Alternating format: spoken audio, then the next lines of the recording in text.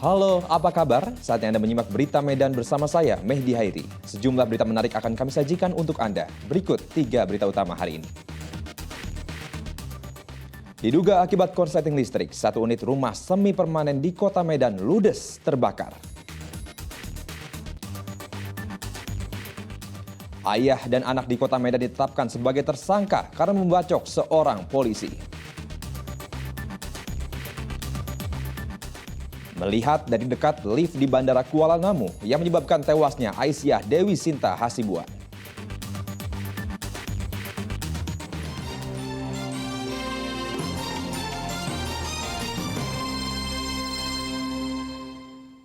Pemirsa, diduga akibat korsleting listrik, 1 unit rumah semi permanen di kota Medan ludes terbakar. Api melahap 1 unit rumah milik Pranda Pandiangan di Jalan Pancing 5 lingkungan 2 Kelurahan Besar Kecamatan Medan Labuhan, Kota Medan pada Minggu pagi. Kejadian ini sempat membuat panik dan berusaha memadamkan api dengan alat seadanya karena nyaris merambat ke rumah warga lainnya. Api berhasil dipadamkan 1 jam kemudian setelah 4 unit mobil pemadam kebakaran memadamkan api. Tidak ada korban jiwa dalam kejadian ini, namun kerugian ditaksir mencapai puluhan juta rupiah. Tugas dari pemadam kebakaran yang telah berhasil menjinakkan api di Jalan Pancing 5 lingkungan 2, Pak. Untuk saat ini korban nggak ada, masalah penyebabnya masih diselidiki sama pihak dari kepolisian. Berarti dalam kondisi kosong dalam rumahnya? Dalam kondisi kosong. Ayah dan anak di kota Medan ditetapkan sebagai tersangka karena telah membacok seorang polisi. Keduanya nekat melakukan perbuatan tersebut karena kesal ditegur oleh korban.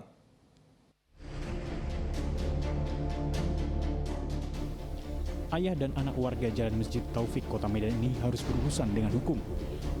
Mereka ditetapkan sebagai tersangka usai membacok seorang petugas Polsek Medan Timur, Aibda Ilham Kurniawan. Mereka ditegur korban untuk tidak melakukan kejahatan, namun pelaku tidak terima. Korban mengalami luka bacok di bagian lengan kirinya sehingga harus dijahit. Saudara kita tinggal satu tempat dengan diduga pelaku, itu ditegur agar supaya jangan aneh-aneh, berbuat yang aneh-aneh di lingkungan tersebut. Kemudian si pelaku merasa kurang senang, tidak puas, akhirnya melakukan penganiayaan dengan menggunakan alat. Salah satu pelaku juga diketahui positif narkoba usai dilakukan tes urin oleh petugas Polsek Medan Timur. Hingga kini korban masih menjalani perawatan di salah satu rumah sakit di Kota Medan. Muhammad Hamdani melaporkan dari Kota Medan. Niat hati mengantar penumpang, seorang kakek menjadi korban begal. Akibatnya korban harus rela kehilangan becak motor yang disewanya untuk mencari nafkah.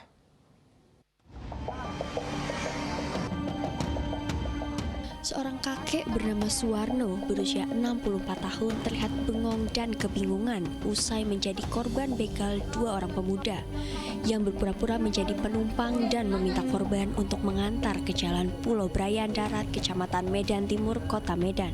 Kejadian bermula saat rem becak korban rusak setelah selesai mengantar penumpang ke Jalan Iyong Panah Hijau.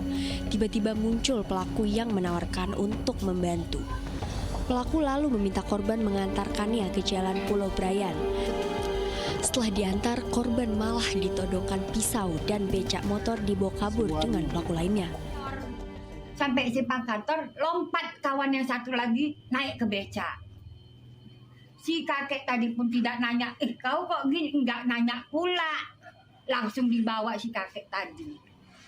Sampailah ke Gang Bilang dekat rumah sakit, kita masuklah dia ke lorong. Disitulah yang naik dari simpang kantor, itulah yang menusuk dia di sini, di leher. Itu tadi. Korban sempat mencoba melawan dan mengejar kedua pelaku. Namun korban kelelahan hingga harus merelakan becaknya. Kini korban harus mengganti becak tersebut sebesar 1,5 juta rupiah karena korban menyewa kepada tetangganya. Mirisnya, karena sang kakek tak memiliki uang, membuatnya harus membayar Rp25.000 per hari untuk mengganti rugi becak motor. Muhammad Hamdani melaporkan dari Kota Medan. Satu orang bandar narkotika jenis ganja dibekuk polisi saat mencoba mengirim 12 kg ganja melalui jasa pengiriman di Kabupaten Tapanuli Utara.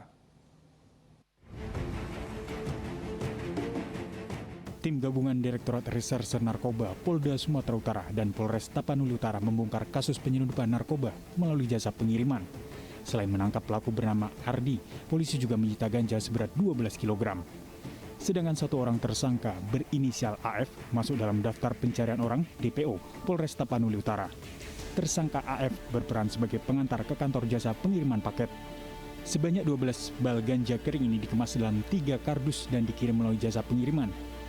Polisi telah mengantongi nama penerima barang ganja kering di Jalan Raya Tapos, Kota Depok, Jawa Barat, yakni berinisial AD dan MW.